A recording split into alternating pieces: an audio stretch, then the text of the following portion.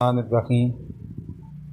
آج آپ حضرات کے سامنے علم الکلام کے اوپر 22واں لیکچر دیا جا رہا ہے، تو اس کے اندر اہل سنت والجماعت کے حوالے سے آپ کے کچھ ضروری باتیں گوشہ گزار کرنا چاہوں گا۔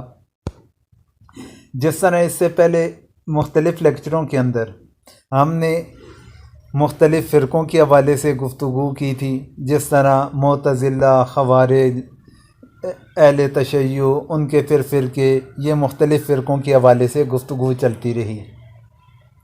تو اہل سنت والجماعت سے تعلق رکھنے والے جو مختلف گروہ ہیں، تو ان کے حوالے سے ابھی تک تفصیل کے ساتھ ہماری بات نہیں ہوئی تھی۔ تو یہاں سے آگے انشاءاللہ العزیز ہم اہل سنت والجماعت سے تعلق رکھنے والے جو مختلف گروہ ہیں تو ان کے حوالے سے بات کریں گے۔ تو ان پر بات کرنے سے پہلے اہل سنت والجماعت کے معنی کی تحقیق کے حوالے سے بات ہو جائے، اور آج کے لیکچر کے اندر انشاءاللہ العزیز صرف اہل السنہ والجماعہ اس کے حوالے سے ہم بات کریں گے۔ اب اہل سنت والجماعت کا نام دو اجزاء کو شامل ہے، ایک اس کے اندر لفظ سنت ہے اور دوسرے نمبر پر جماعت ہے۔ تو ان دونوں کے مشترکہ، ان دونوں کو ملایا گیا تو پھر اس صورت کے اندر اہل سنت والجماعت بن گیا۔ تو اب اس کے اندر سنت اور جماعت سے کیا مراد ہے؟ سب سے پہلے ہم پہلے لفظ کی جانب جاتے ہیں، سنت۔ سنت سے مراد رسول اللہ صلی اللہ علیہ وسلم کے اقوال، ان کے افعال اور ان کی تقریرات ہیں۔ متعدد فرقے باطلہ حدیث یا حدیث کی ایک خاص قسم خبر واحد کا انکار کرتے ہیں، یا جب ان کے گمان کے مطابق حدیث اور عقل میں تعارض ہوتا ہے تو عقل کو ترجیح دیتے ہیں اور حدیث کو رد کر دیتے ہیں۔ اہل سنت والجماعت میں سنت کے لفظ سے اس طرف اشارہ ہے کہ وہ حدیث کو حجت مانتے ہیں، اور جو حدیث اہل فن کے نزدیک راویوں کی صحت یا دوسرے قرائن جیسے قرآن مجید سے موافقت وغیرہ کی وجہ سے معتبر مانی گئی ہے، ان سب کو قبول کرتے ہیں، خواہ یہ حدیث خبر متواتر ہو یا خبر مشہور یا خبر واحد، چاہے ہماری کوتا عقل اس حقیقت کا ادراک کر سکے یا نہ کر سکے۔ حدیث ہونی چاہیے، ہاں وہ خبر متواتر کی صورت کے اندر ہو، مشہور کی صورت کے اندر ہو یا خبر واحد کی صورت کے اندر ہو۔ صرف اس کے اندر شرط کیا ہے کہ اہل فن کے نزدیک راویوں کی صحت یا دوسرے قرائن جیسے قرآن مجید سے موافقت وغیرہ کی وجہ سے معتبر مانی گئی ہو، تو اس صورت کے اندر اس پر عمل کرنا اہل سنت والجماعت والے ضروری سمجھتے ہیں۔ پھر سنت کے مقابلے کے اندر بدعت کا لفظ ہے۔ بدعت سے وہ عقیدہ اور عمل مراد ہے جس کے لیے عہد نبوی اور عہد صحابہ میں کوئی اصل نہیں ہو۔ اس لیے اہل سنت میں اس طرف بھی اشارہ ہے کہ یہ گروہ کسی بھی بدعت کو قبول نہیں کرتا، چاہے اس کا تعلق عقیدہ سے ہو، جیسے روافض کا اپنے ائمہ کو معصوم تصور کرنا، یا اپنے آپ کو اہل سنت کہنے والے ایک گروہ کا رسول اللہ صلی اللہ علیہ وسلم کو عالم الغائب قرار دینا، یا کسی عمل سے ہو جیسے شیعوں کا ماتم کرنا یا قبروں پر عرس کرنا وغیرہ آتے ہیں۔ یہ کچھ مثالیں تھیں۔ پھر جماعت سے کیا مراد ہے؟ جماعت سے اس میں اہل علم کے مختلف اقوال ہیں۔ راجح یہ ہے کہ اس سے صحابہ کرام کی جماعت مراد ہے۔ تو اب صحابہ کرام کی جماعت کس وجہ سے ہے کہ اس کے حوالے سے ایک قول ذکر کرنا چاہوں گا کہ والثالث یعنی تیسرے نمبر کے اوپر ان الجماعت ہی الجماعت الصحابۃ علی الخصوص فانہم الذین اقاموا عماد الدین وارثوا اوتاد وهم الذین لا یجتمعون علی ضلالۃ اصلا وقد یمکن فی من سواہم ذالک۔ یہ قول ہے کن کا؟ الاعتصام للشاطبی۔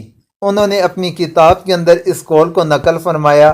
اس کا مدعا یہ ہے کہ اس سے مراد صحابہ کرام کی جماعت ہے خصوصی طور پر، اور اس کی وجہ یہ کہ دین کو اپنے ستونوں کے اوپر کھڑے کرنے والے، دین کا سہارا بننے والے، دین کی بنیادوں کو مضبوط کرنے والی یہی جماعت تھی۔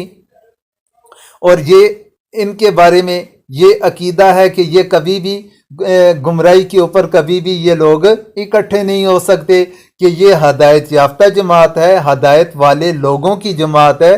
تو اس لیے پھر یہاں پر جماعت سے مراد صحابہ کرام کی جماعت مراد ہے۔ پھر حضور کی احادیث مبارکہ بھی اس چیز کی تائید فرماتی ہیں کہ حضور اکرم صلی اللہ علیہ وسلم کا فرمان ہے کہ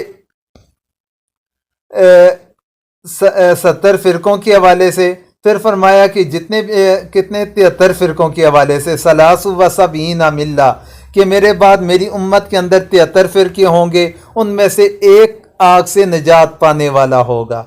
73 فرقے ہوں گے، 73 میں سے 72 آگ کے اندر جائیں گے، اور ایک وہ آگ سے نجات پانے والا ہوگا۔ اس کے بارے میں جب حضور سے سوال کیا گیا، من ہی یا رسول اللہ، قال ما انا علیہ و اصحابی، کہ وہ گروہ، وہ طبقہ جنت کے اندر جائے گا، وہ طبقہ آگ کے اندر نہ جائے گا۔ کون سا طبقہ یا رسول اللہ؟ کہ جس پر میں ہوں اور میرے صحابہ ہیں۔ یہ حضور کا ارشاد ہے۔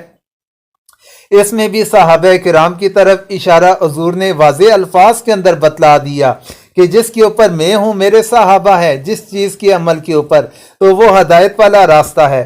پھر اسی طرح ایک اور حدیث مبارکہ کے اندر کہ میری زندگی کے بعد بہت سارے اختلافات پیدا ہوں گے، تو پھر تمہارے لیے لازم ہے میری سنت اور خلفاء کی سنت، ہدایت خلفائے راشدین کی سنت کو مضبوطی کے ساتھ پکڑنا۔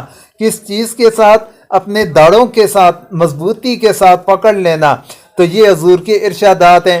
تو ان چیزوں کو مد نظر رکھا جائے تو ایسی صورت کے اندر اہل سنت والجماعت سے مراد ہوگا کہ حضور کی سنت کی اتباع کرنے والے اور صحابہ کرام کی جماعت کی اتباع کرنے والی جو جماعت ہے، اس جماعت کو اہل سنت والجماعت کہا جاتا ہے۔